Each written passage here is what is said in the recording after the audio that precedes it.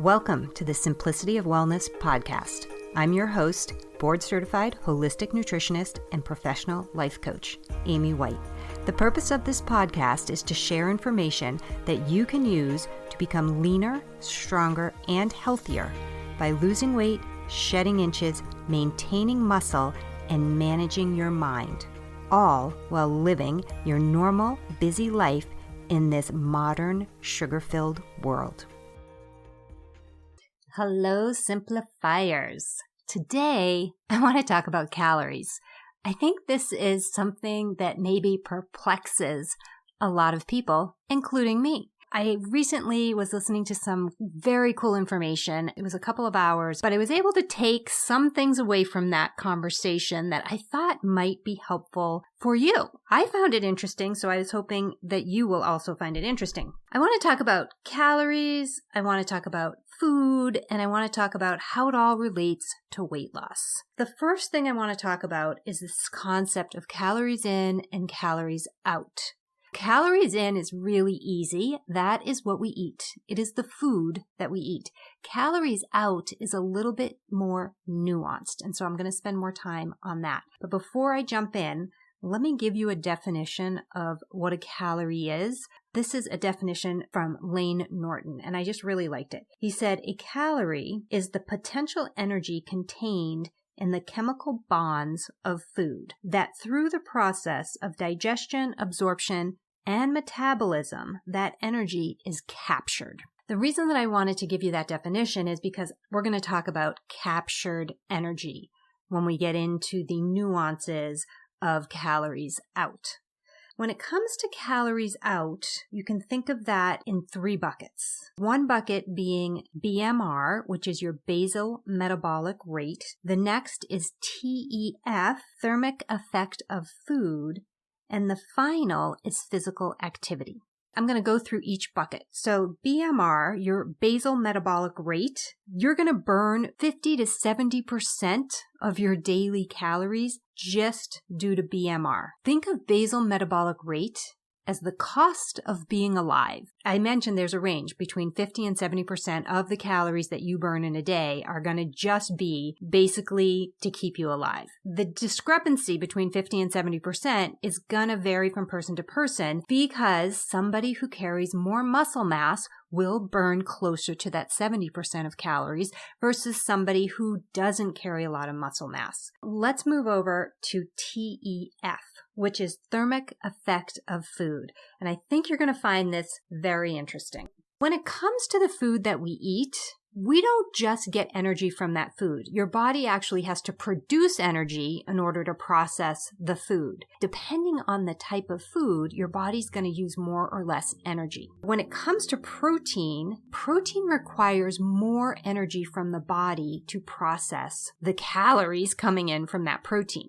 We're going to process about 70 to 80% of the calories. Meaning, if you eat 100 calories of protein, you're going to get to keep about 70 to 80 of those calories. That's it. You don't keep 100% of the calories. You keep about 70 to 80% of the calories. When it comes to carbohydrates, if you eat 100 calories of carbs, you are actually going to get to keep about 90 to 95% of those calories. And when it comes to fats, they are the least expensive in terms of energy. You actually get to keep most of the calories that you get from fats. I think it's about 0 to 3% is what the body is going to take away and use. I don't want you to overthink this at all. I just wanted to give you that snapshot that not all food is created equal. While calories are created equal, food is not created equal. Now we're going to move to the third bucket, which is the one that most everybody thinks about when it comes to this calories out idea, and that is physical activity. We think of physical activity as exercise, but this bucket is actually nuanced. There's two parts to this bucket. One is physical activity or exercise as we know it, right? That planned movement. I'm going to burn calories. I'm going to lose weight. I'm going to get fit, whatever it is. That's exercise. But the other piece of this physical activity bucket is something called NEAT, and it's non-exercise activity thermogenesis. I think NEAT is so interesting because it's unconscious movement that we make every day. things that we do that you don't think about. You're not actively making these movements for any reason other than these are just things that you do. For example, I'm sitting here and I'm moving my hands. I'm talking with my hands. That is a neat activity. I'm also rolling my foot, bouncing your leg. You often see kids, who can't really sit still and they're bouncing their leg. That's a neat activity. Rubbing your face, ever put your hands on your face and sort of rub your face. That's a neat activity. Maybe you're pacing and you don't even realize, you're just somebody who paces. That's a neat activity. Any activity that you do unconsciously falls into this non-exercise activity thermogenesis. As soon as you actively become aware of an activity, it goes into the exercise bucket. So for example, if you're somebody who has decided they want to up their non-exercise activity by taking the stairs instead of the elevator, you haven't. You've just included more exercise because you consciously made this decision. I'm going to take the stairs instead of the elevator. That's not neat. So neat is really all of these little movements that we do and make all day that just happen. They're nothing that you think about. It's just what happens. That's the neat, the non-exercise activity thermogenesis. And unfortunately, one of the things that's so interesting about this is as we get older, you often think, or maybe you've thought or have heard from other people that, oh my gosh, I'm actually putting on weight. I'm doing nothing differently, but I'm actually gaining weight. Or it's so hard to lose weight. It never used to be hard for me to lose weight. As we get older, our non-exercise activity diminishes. A lot of the movement that we did unconsciously when we were younger, we don't do as much. We're more sedentary. So this actually decreases and it makes a difference. When it comes to weight loss is the result of a calorie deficit, meaning you are burning more calories than you're taking in. Ultimately, if you want to lose weight, that is what it's going to come down to. So how do you create a calorie deficit? You have to manage the incoming calories. So you have to manage your food. There are 3 ways to manage your food: dietary restriction, time restriction, and calorie restriction. Now let's talk about each of those things. Dietary restriction means you're going to restrict a food group or a type of food. And examples of this would be going on a low-carb diet or a low-fat diet or a plant-based vegetarian or vegan diet, carnivore diet, a paleo diet, a sugar-free diet. Do you see what I mean? You're taking out a food group or you're restricting some type of food. That's what dietary restriction means. The second bucket that I mentioned was time restriction. So this is going to be that concept of fasting. And this can look different for everyone. So some people would want to fast in a time-restricted eating window, meaning I eat from 11 a.m. to 7 p.m. Other people are like, I only eat on Tuesdays, Thursdays, Saturdays, and Sundays, and I don't eat anything on Mondays, Wednesdays, and Fridays. For me, for example, I don't feel like I do any formal fasting, but what I do is I stop eating after dinner and then I don't eat again until I get hungry in the morning. I do actually tend to have a fasted window of about 16 hours overnight. Then the third one is calorie restriction. This is going to be counting and managing your incoming calories, tracking calories, and you're creating a ceiling. This is my number. I can eat whatever I want up to this number, but never going above that number. And this also can get nuanced down into macro counting, tracking your proteins, your carbs, and your fats, and having specific ceilings or whatever for each of those components. The thing that's interesting about this is there is no best way for everyone, but there is a best way for you. And that's going to be whichever way feels easy to you. There are going to be people out there who are just going crazy about a low carb or a ketogenic diet and how it's the best thing ever. They could eat all this food and lose all of this weight, when there's somebody else who maybe tried a keto diet and they were just like, this did not work for me. I didn't feel well. I actually gained weight. For each of these ways that you can manage your food, certain things are going to feel really easy for you, and then other things are going to feel like a big no. Definitely not doing that. The trick is figuring out which one works for you. When it comes to food restriction, there are definitely people who will feel very deprived and will ultimately have a binge response to this. They will restrict that thing that they told themselves they weren't going to eat for however long they can manage it, and then they're going to break down and eat as much of it as they can. For others, food restriction is liberating. It gives them very clear and easy guidelines to follow. And so it makes it so simple. The mind drama is gone. It's very black and white. They no longer have an internal negotiation going on in their head about, well, if I only eat a little bit of this, that would be okay. And then I wouldn't eat that. When there's food restriction and they know I eat these things and I don't eat those things, it can be very easy for a lot of people. When it comes to calorie counting, this can be very freeing, again, for a lot of people. There's this food freedom. You can eat whatever you want. And so that makes people feel comfortable. It makes them feel like they don't necessarily have a restriction. They have a limit and there's some structure, but they can also be spontaneous because they can eat whatever they want within that limit. With calorie restriction comes tracking. For a lot of people, that can feel way too hard, keeping track of all of their food, counting, doing the numbers. That can be very overwhelming, which makes this a very difficult option for many people. When it comes to food timing, again, this is going to give a lot of clear structure without restriction, and a lot of people really like that. I can eat whatever I want, but within this time frame. For other people, food timing is going to create anxiety.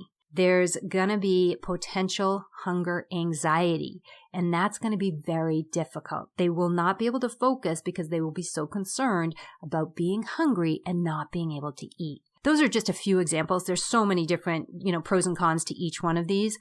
The most important thing is finding the one that works for you, because consistency is what is going to create results. When you find the thing that feels easy to you, you can be consistent most of the time. And then that is how you see results. You'll often hear people claim, I'm eating way more than I ever used to eat, and I'm losing so much weight. There's no way. The calorie deficit thing is a total fallacy. But in fact, what's likely happening is these people are eating better and different food that's more nutrient dense, so it feels more satisfying. So they're actually eating less calorically dense food, but more nutrient dense food. So they could very well be eating greater quantities in terms of weight of food and possibly visual volume if they're eating some big salads and things like that, but less overall calories. And as you've heard me, if you've listened to my other podcast, you probably heard me say, when you feed the cells in your body, you naturally eat less because the cells need those nutrients. And when they get the nutrients, they're going to ask your body to turn down your appetite. So you will feel less hungry and more satisfied with less food, but better food. The idea is not to eat less, it's to eat better, so that you feel like you actually are eating more, when in reality, you've created a calorie deficit. However you can create that calorie deficit so it feels easy, that's what you're going for. The way I like to approach a calorie deficit and weight loss with my clients is to give them the opportunity to try all of these different modalities. The very first thing that I do with clients is bring the body into balance. We're going to balance out those metabolic hormones. We start there so that energy goes up, gut issues calm down. You basically feel so much better and so much more in control in your body. From there, we get into the nuances of how do you actually want to lose the weight? What's going to actually feel the best to you? So again, we get into the different modalities. I personally like to combine modalities, but that doesn't work for everybody. Maybe there's a little combining, but most people generally fall into one of the buckets. One modality is their primary modality. Personally, I do eat a very low sugar or low carbohydrate diet. I eat a ton of vegetables, but I don't eat a lot of processed carbohydrates. So I would consider myself pretty low carb as my primary modality. Secondary, which is fairly new for me, is tracking my calories. I just started doing that at the beginning of 2024, and it's been very fun and very interesting to do that consistently. I'm actually enjoying it a lot. All of my clients are different in how they approach permanent weight loss. They bring their body into balance, and then it's really interesting to watch where they sort of settle in, what feels really easy and natural to them. I have one client who she loves fasting. That is her thing. She loves it. It's working for her. It's fantastic. I have other clients who absolutely love counting calories and counting macros. Love it. It's fun for them. It makes it easy, right? Gamifying anything makes it easy. I have other clients who really like the food restriction. They really like the parameters of a low carb, low sugar diet. That works for them. Everybody's a little bit different. What's going to work for you? That's something to figure out. That's the fun part. Let's figure out what works for you, and then let's make it part of your normal lifestyle. That is the ultimate goal. You want to be able to live your life in a normal way that feels very easy and natural to you, but everything that you're doing, the behaviors of your normal life are supporting what it is you want. The body, the health, the energy. That's how you create permanent weight loss. You create a lifestyle where you're just doing all of the normal things, but everything you do supports you at your ideal healthy weight, feeling the best you've ever felt. Keep in mind that everything that I've just discussed regarding calorie deficit and the different modalities to create a calorie deficit that allows you to lose weight is part of a long-term process. Think of it as the beginning of the maintenance process. It doesn't mean that you're going to be micromanaging your food and life forever. Right now, you're in a phase where you're actually trying to create this outcome. You're trying to lose that excess weight.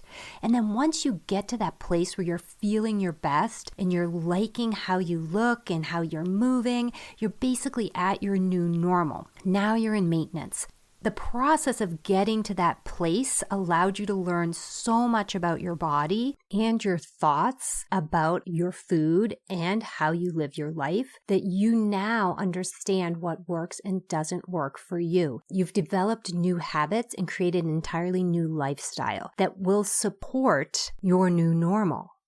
That was a lot today. We talked about calories coming into the body, and then we talked about calories going out of the body, how we burn calories, just our general lights on with our body metabolic rate, burning most of our calories, 50 to 70% of our calories, and then our TEF, the thermic effect of food, so how much energy we use to actually burn the different types of food that we eat. And then, of course, physical activity, which includes regular exercise, but also NEAT, N-E-A-T, non-exercise activity thermogenesis. We then went into creating a calorie deficit or managing your food for weight loss.